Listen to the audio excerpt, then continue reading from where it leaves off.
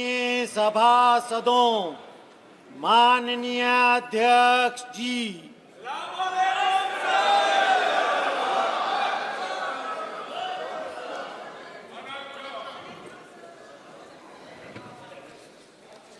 माननीय सदस्यगण, आपको बुलेटिन भाग 2 के माध्यम से पहले ही सूचित किया गया है कि माननीय वित्त मंत्री जी के बजट भाषण की प्रतियां आपको हार्ड कॉपी के रूप में उपलब्ध कराई जाएगी।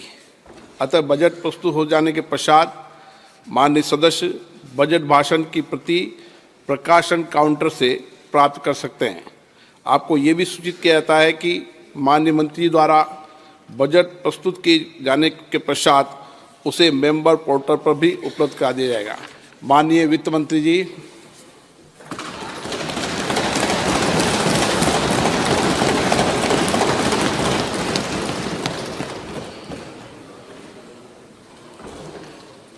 Honorable Speaker, I present the interim budget for 24-25.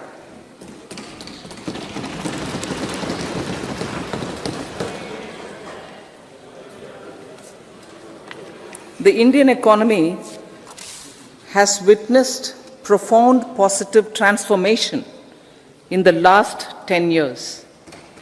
The people of India are looking ahead to the future with hope and optimism.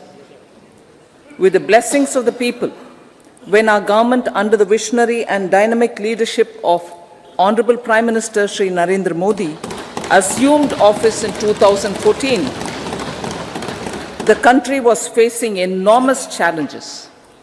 With Sabka Saath, Sabka Vikas as its mantra, the government overcame those challenges in right earnest. Structural reforms were undertaken. Pro-people programs were formulated and implemented promptly.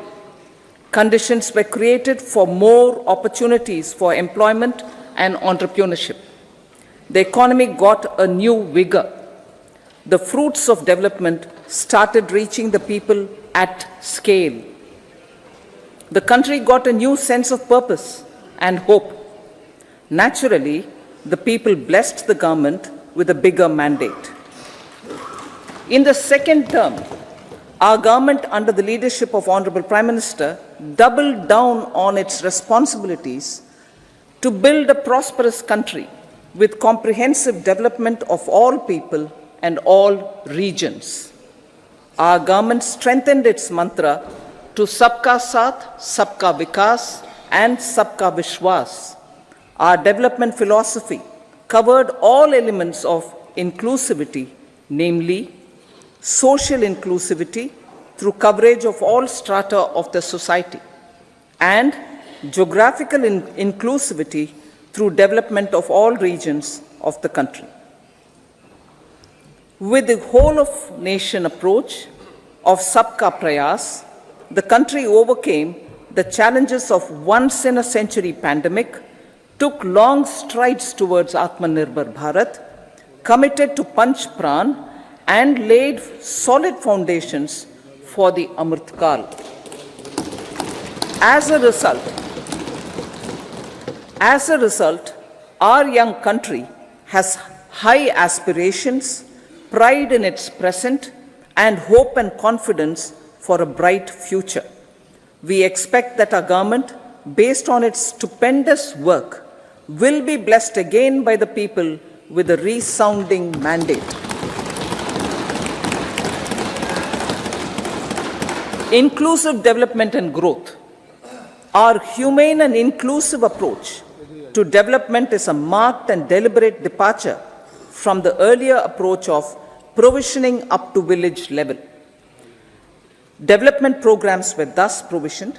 In the last 10 years, however, have targeted each and every household and individual through housing for all, Har Ghar Jal, electricity for all, cooking gas for all, bank accounts and financial services for all in record time. The worries about food have been eliminated through free ration for 80 crore people. Minimum support prices for the produce of Annadata are periodically increased appropriately. These and the provision of basic necessities have enhanced real income in the rural areas. Their economic needs could be addressed, thus spurring growth and generating jobs. Social justice. Our government is working with an approach to development that is all-round, all-pervasive, and all-inclusive. Sarvangin, Sarvasparshi, or Sarvasamaveshi. It covers all castes and people at all levels. We are working to make India a Vikasit Bharat by 2047. For achieving that goal, we need to improve people's capability and empower them. Previously, social justice was mostly a political slogan.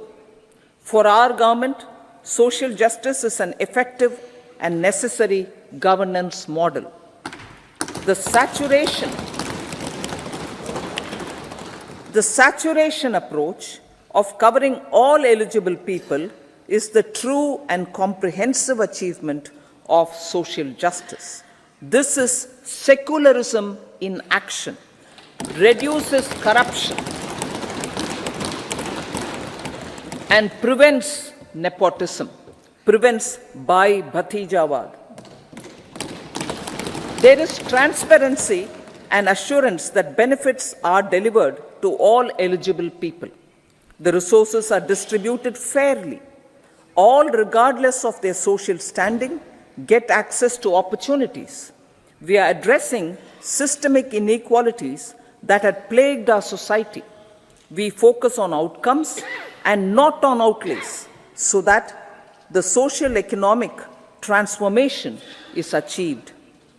As our Prime Minister firmly believes, we need to focus on 4 major castes. They are Garib, Mahilayein, Yuva, and Annadata. Their needs, their aspirations, and their welfare are our highest priority. The country progresses when they progress. All 4 require and receive government support in their quest to better their lives. Their empowerment and well-being will drive the country forward. Garib Kalyan, Desh Ka Kalyan. We believe in empowering the poor. The earlier approach of tackling poverty through entitlements had resulted in very modest outcomes. When the poor became empowered partners in the development process, government's power to assist them also increases manifold. With the pursuit of Sabka Saath, in these 10 years, the government has assisted 25 crore people to get freedom from multi-dimensional poverty. Our government's efforts are now getting synergized with energy and passion of such empowered people. This is truly elevating them from poverty. Direct benefit transfer of 34 lakh crore rupees from the government using PM Jan Dhan accounts has led to savings of 2.7 lakh crores of rupees for the government. This savings has been realized through avoidance of leakages prevalent earlier. The savings have helped in providing more funds for Garib Kalyan. PM Swanidhi has provided credit assistance to 78 lakh street vendors. From that total of 78 lakh street vendors, 2.3 lakh have received credit for the 3rd time. PM Janman Yojana reaches out to the particularly vulnerable tribal groups who have remained outside the realm of development so far. PM Vishwakarma Yojana provides end-to-end support to artisans, and craftspeople engaged in 18 trades, the schemes for empowerment of Divyangs and transgender persons reflect firm resolve of our government to leave no one behind. Welfare of Annadata. Farmers are our Annadata. Every year under PM Kisan Samman Yojana, direct financial assistance is provided to 11.8 crore farmers, including marginal and small farmers. Crop insurance is given to 4 crore farmers under PM Fasal Bima Yojana. These, besides several other programs, are assisting Annadata in producing food for the country and for the world. Electronic National Agricultural Market has integrated 1,361 mandis and is providing services to 1.8 crore farmers with trading volume of 3 lakh crores of rupees. The sector is poised for inclusive, balanced, higher growth and productivity. These are facilitated from farmer-centric policies, income support, coverage of risks through price and insurance support, promotion of technologies and innovations through startups. Empowering the Amrit PD, the Yuva. Our prosperity depends on adequately equipping and empowering the youth. The National Education Policy 2020 is ushering the transformational reforms. PM Schools for Rising India, PM Shri, are delivering quality teaching and nurturing holistic and well-rounded individuals. The Skill India mission has trained 1.4 crore youth, upskilled and reskilled 54 lakh youth, and established 3,000 new ITIs. A large number of institutions of higher learning, namely 7 IITs, 16 triple ITs, 7 IIMs, 15 AIMS, and 390 universities have been set up. PM Mudra Yojana has sanctioned 43 crore loans aggregating to 22.5 lakh crores of rupees for entrepreneurial aspirations of our youth. Besides that, Fund of Funds, Startup India, and Startup Credit Guarantee schemes are assisting our youth. They are also becoming Rozgar Data. The country is proud of our youth scaling new heights in sports. The highest ever medal tally in Asian Games and Asian Para Games in 2023 reflects a high confidence level.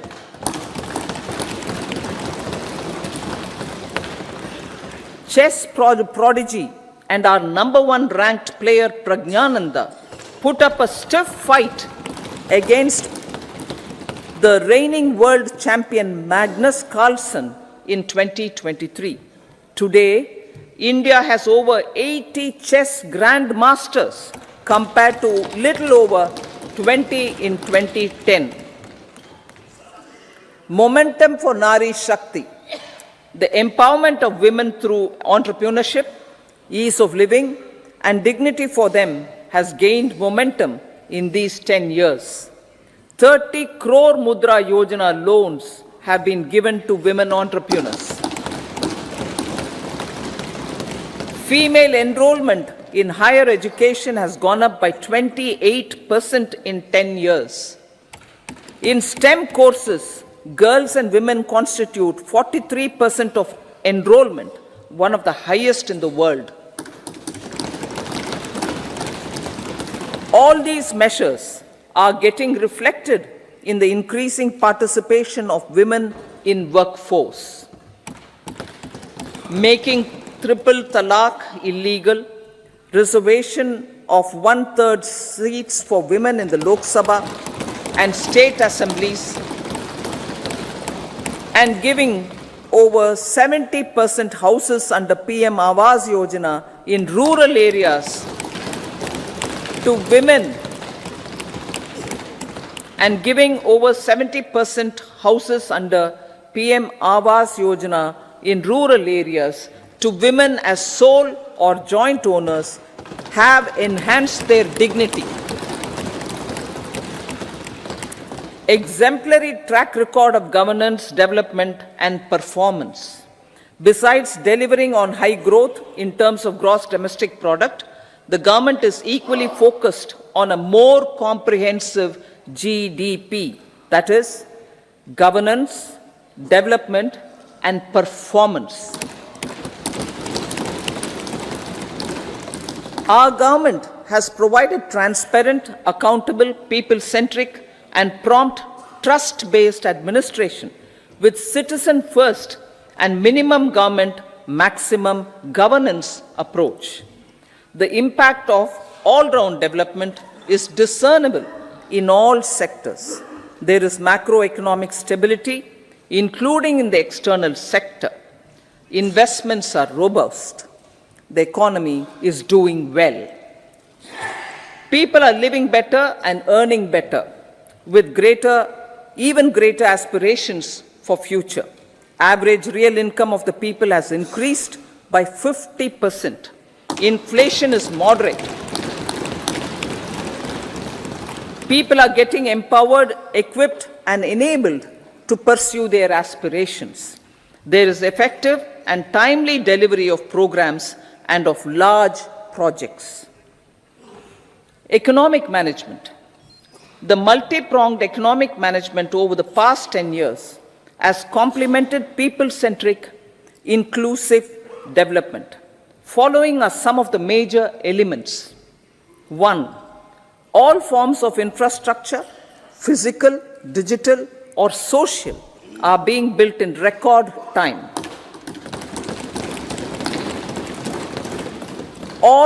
Number 2, all parts of the country are becoming active participants in economic growth.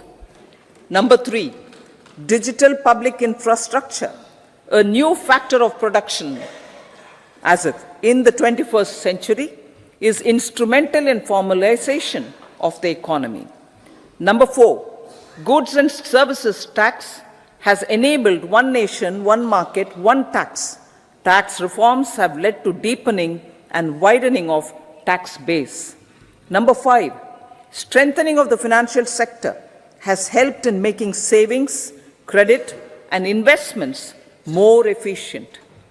Number 6, GIFT, IFSC, and the Unified Regulatory Authority, IFSCA, are creating a robust gateway for global capital and financial services for the economy. Number 7, proactive inflation management has helped keep inflation within the policy band. Now, the global context, Honorable Speaker, sir. Geopolitically, global affairs are becoming more complex and challenging with wars and conflicts. Globalization is being redefined with reshoring and friendshoring, disruption and fragmentation of supply chains and competition for critical minerals and technologies. A new world order is emerging after the COVID pandemic. India assumed the G20 presidency during very difficult times for the world. The global economy was going through high inflation, high interest rates, low growth, very high public debt, low trade growth, and climate changes. The pandemic has led to a crisis of food, fertilizer, fuel, and finances for the world, while India successfully navigated its way. The country showed the way forward and built consensus on solutions for those global problems. The recently announced India-Middle East-Europe economic corridor is a strategic and economic game changer for India and others. In the words of Honorable Prime Minister, the corridor, and I quote, will become the basis of world trade for hundreds of years to come, and history will remember that this corridor was initiated on Indian soil, unquote. Vision for Vikasit Bharat. Our vision for Vikasit Bharat is that of prosperous Bharat in harmony with nature, with modern infrastructure, and providing opportunities for all citizens and all regions to reach their potential. With confidence arising from strong and exemplary track record of performance and progress, earning Sabka Vishwas, the next 5 years will be years of unprecedented development and golden moments to realize the dream of developed India by 2047. The trinity of demography, democracy, and diversity backed by Sabka Prayas has the potential to fulfill aspirations of every Indian. As Honorable Prime Minister in his Independence Day address to the nation mentioned, I quote, there is no dearth of opportunities, as many opportunities as we want. The country is capable of creating more opportunities. Sky is the limit, unquote. Strategy for Amrit Kal. Our government will adopt economic policies that foster and sustain growth, facilitate inclusive and sustainable development, improve productivity, create opportunities for all, help them enhance their capabilities, and contribute to generation of resources to power investments and fulfill aspirations. Guided by the principle, reform, perform, and transform, the government will take up next generation reforms and build consensus with the states and stakeholders for effective implementation.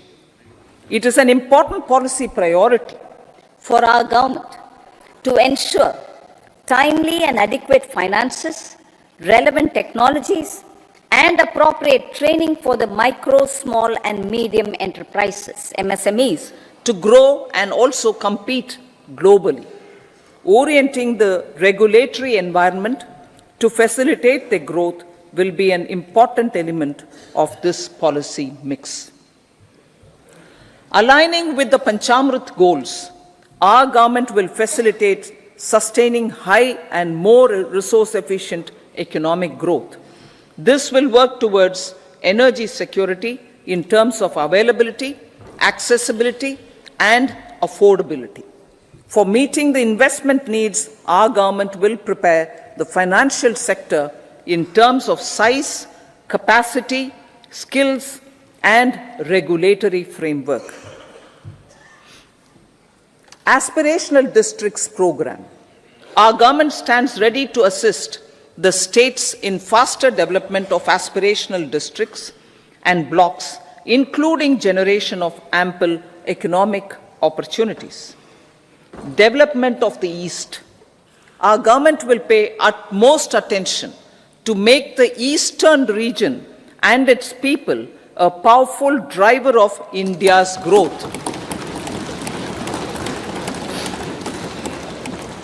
PM Awas Yojana Grameen. Despite the challenges due to COVID, implementation of PM Awas Yojana Grameen continued, and we are close to achieving the target of 3 crore houses. 2 crore more houses will be taken up in the next 5 years to meet the requirement arising from increase in the number of families. Rooftop solarization and Muft Bijli. Through rooftop solarization, 1 crore households will be enabled to obtain up to 300 units free electricity every month. This scheme follows the resolve of Honorable Prime Minister on the historic day of consecration of Sri Ram Mandir in Ayodhya. Following benefits are expected. Savings up to 15 to 18,000 rupees annually for households from free solar electricity and selling the surplus to the distribution companies. Charging of electric vehicles. Entrepreneurship opportunities for a large number of vendors for supply and installation. Employment opportunities for the youth with technical skills in manufacturing, installation, and maintenance. Housing for middle class. Our government will launch a scheme to help deserving sections of the middle class, and I quote from Honorable Prime Minister's words, living in rented houses or slums or chawls and unauthorized colonies, unquote, to buy or build their own houses.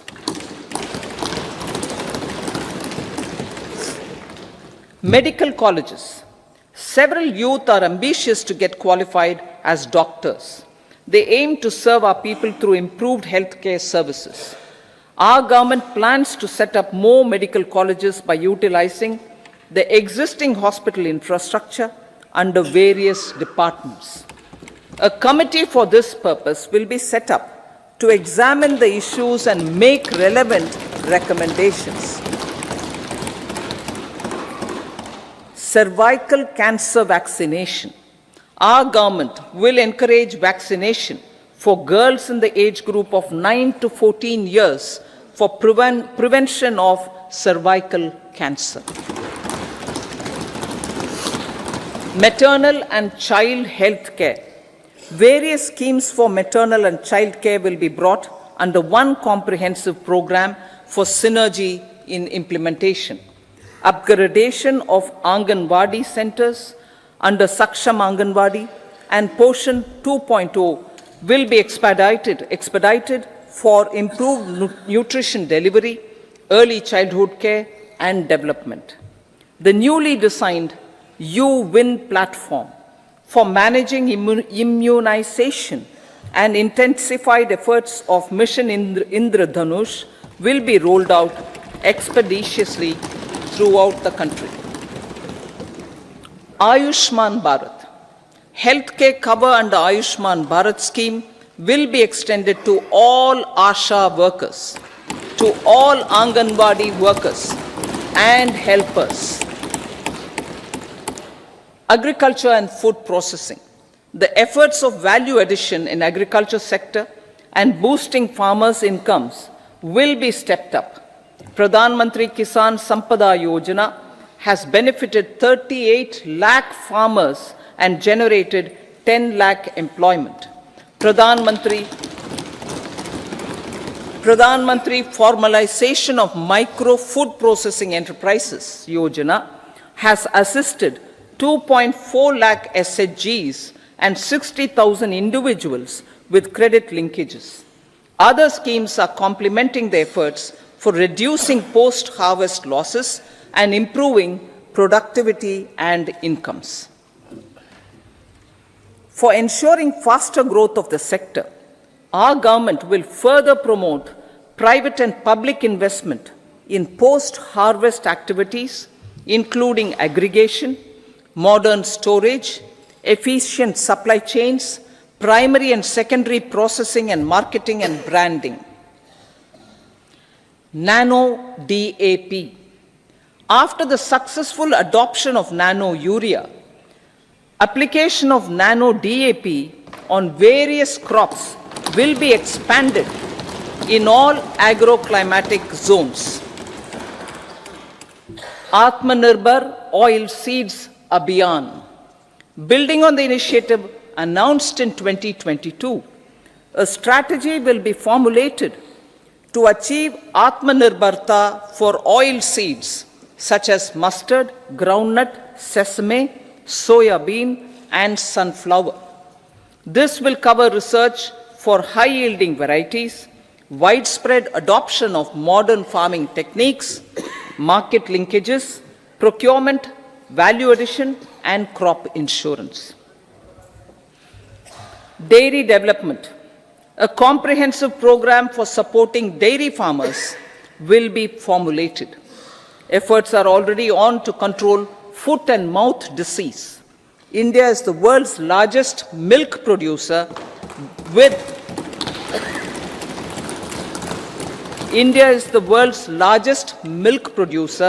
but with low productivity of milch animals. The program will be built on the success of existing schemes such as Rashtriya Gokul Mission, National Livestock Mission, and infrastructure development funds for dairy processing and animal husbandry. Matsya Sampada. It was our government which set up a separate department for fisheries, realizing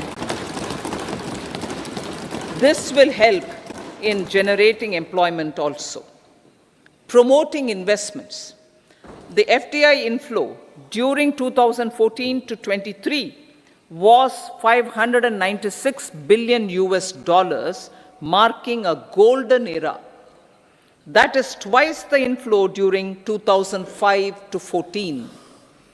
For encouraging sustained foreign investment, we are negotiating bilateral investment treaties with our foreign partners in the spirit of First Develop India. FDI is First Develop India. Reforms in the states for Vikasit Bharat. Many growth and development enabling reforms are needed in the states for realizing the vision of Vikasit Bharat. A provision of 75,000 crore rupees as 50-year interest-free loan is proposed this year to support those milestone-linked reforms by the state governments. Societal changes.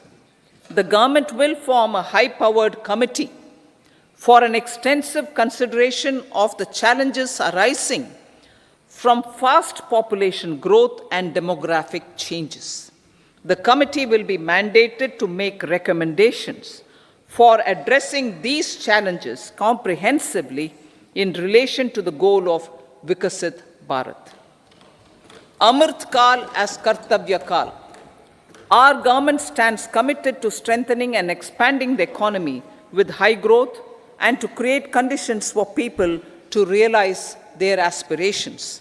Honorable Prime Minister, in his Independence Day address to the nation in the 75th year of our Republic, said, and I quote, "We commit ourselves to national development with new inspirations, new consciousness, new resolutions as the country opens up immense possibilities and opportunities. It is our Kartavya Kal." Unquote. Every challenge of the pre-2014 era was overcome through our economic management and our governance. These have placed the country on a resolute path of sustained high growth. This has been possible through right policies, true intentions, and appropriate decisions. In the full budget in July, Honorable Speaker, our government will present a detailed roadmap for our pursuit of Vikasit Bharat.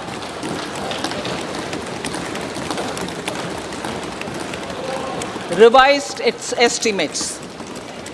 Revised estimates of 2023-24.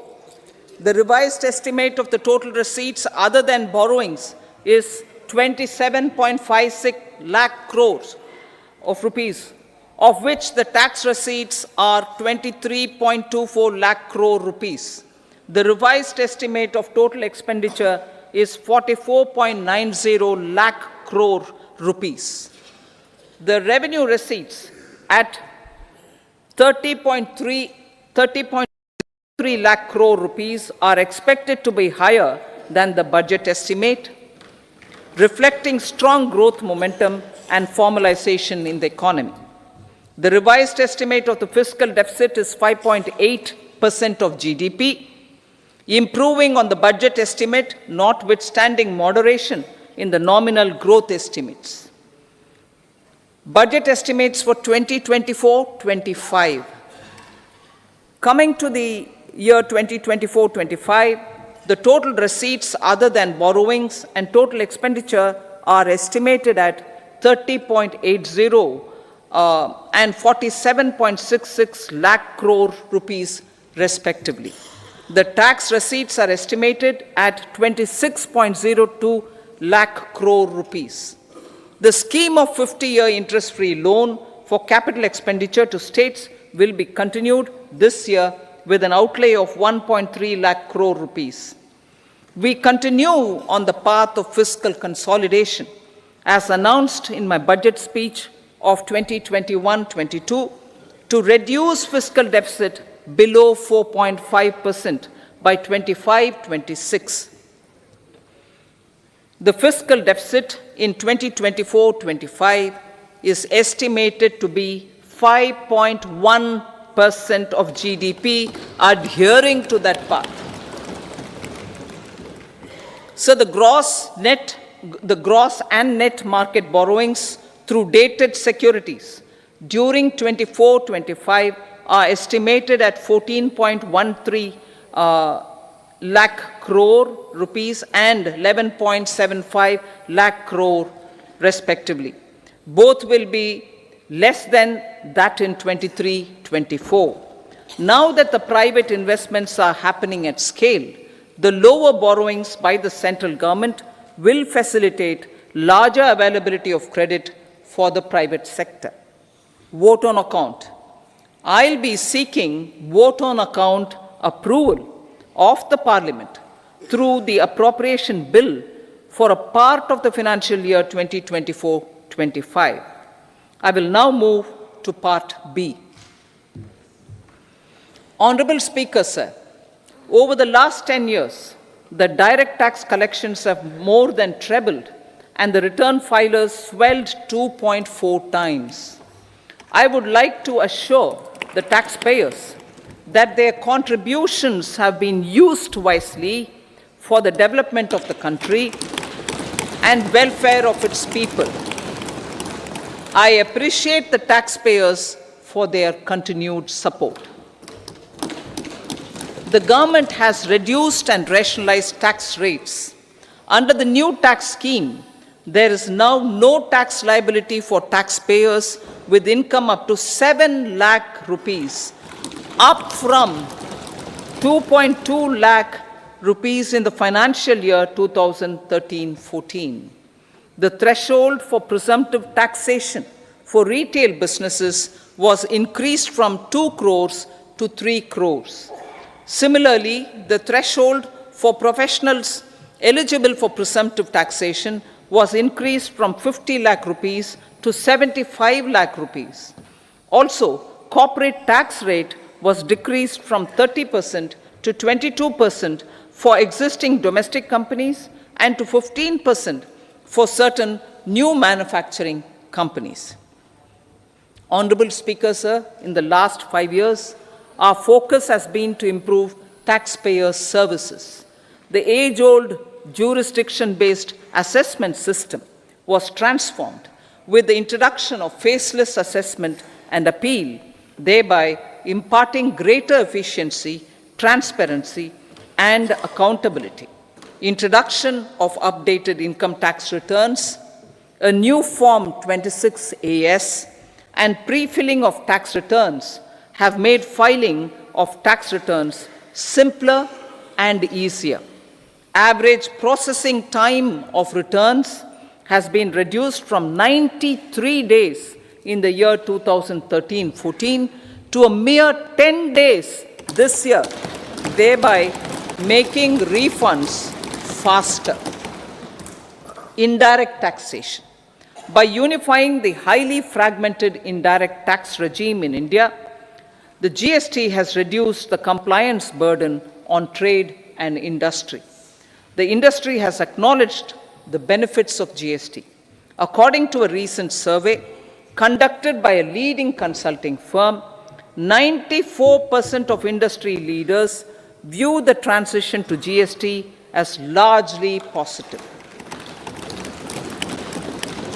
According to 80% of the respondents, it has led to supply chain optimization, as elimination of tax arbitrage and octroi has resulted in disbanding of checkposts at the state and city boundaries. At the same time, tax base of GST more than doubled, and the average monthly gross GST collection has almost doubled to 1.66 lakh crores this year. States too have benefited. States' SGST revenue, including compensation released to states in the post-GST period of 2017-18 to 2022-23, has achieved a buoyancy of 1.22. In contrast, the tax buoyancy of state revenues from subsumed taxes in the pre-GST four-year period of 2012-13 to 2015-16 was a mere 0.72. The biggest beneficiaries are consumers, as reduction in logistic cost and taxes have brought down prices of most goods and services. We have taken a number of steps in customs to facilitate international trade. As a result, the import release time declined by 47% to 71 hours at inland container depots, by 28% to 44 hours at air cargo complexes, and by 27% to 85 hours at seaports over the last 4 years since 2019, when the national time release studies were first started. Tax proposals. As for tax proposals, in keeping with the convention, I do not propose to make any changes relating to taxation and propose to retain the same tax rates for direct and indirect taxes, including import duties. However, certain tax benefits to startups and investments made by sovereign wealth or pension funds, as also tax exemption on certain income of some IFSC units, are expiring on 31/3/2024. To provide continuity in taxation, I propose to extend the date to 31/3/2025. Moreover, in line with the government's vision to improve ease of living and ease of doing business, I wish to make an announcement to improve taxpayer services. There are a large number of petty, non-verified, non-reconciled, or disputed direct tax demands, many of them dating as far back as 1962, which continue to remain on the books, causing anxiety to honest taxpayers and hindering refunds of subsequent years. Honorable Speaker, sir, I propose to withdraw such outstanding direct tax demands up to 25,000 rupees pertaining to the period up to financial year 2009-10 and up to 10,000 rupees for financial years 2010-11 to 2014-15. This is expected to benefit about 1 crore taxpayers. 1 crore taxpayers would benefit out of this. Economy then and now. In 2014, when our government assumed the reins, the responsibility to mend the economy step by step and to put the governance systems in order was enormous. The need of the hour was to give hope to the people, to attract investments, and to build support for the much needed reforms. The government did that successfully, following a strong belief of nation first. The crisis of those years has been overcome, and the economy has been put firmly on a high, sustainable growth path with all-round development. It is now appropriate to look at where we were then. I repeat, it is now appropriate to look at where we were then till 2014 and where we are now, only for the purpose of drawing lessons from the mismanagement of those years. The government will lay a white paper on table of the House.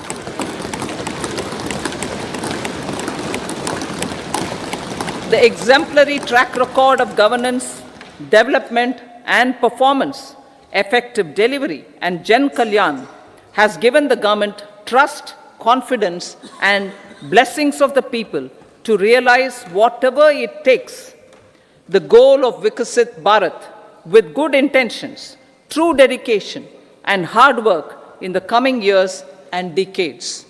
With this, Honorable Speaker, I commend the interim budget to this august House. Jai Hind.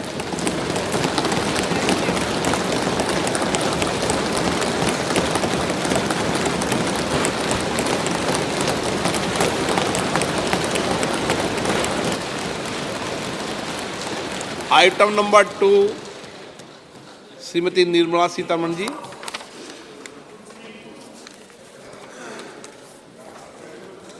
So, with your permission, I rise to lay on the table the following statements under Section 3(1) of the Fiscal Responsibility and Budget Management Act 2003, Medium-Term Fiscal Policy cum Fiscal Policy Strategy Statement and Macroeconomic Framework Statement. Item number 3 Shrimati Nirmala Sitharaman ji. Sir, with your permission, I rise to move for leave to introduce the Finance Bill 2024. प्रश्न ये है कि विधेयक को पुनर्स्थापित करने की अनुमति प्रदान की जाए। जो सदस्य इसके पक्ष में हाँ कहें, जो सदस्य विरोध में ना कहें। मेरे विचार में निर्णय हाँ वालों के पक्ष हुआ, हाँ वालों के पक्ष हुआ। माननीय मंत्री जी विधेयक को पुनर्स्थापित करें। Sir, I introduce the bill. सभा की कार्रवाई शुक्रवार दिनांक 2 फरवरी 2024 को प्राप्त 11 बजे तक के लिए स्थगित की जाती है।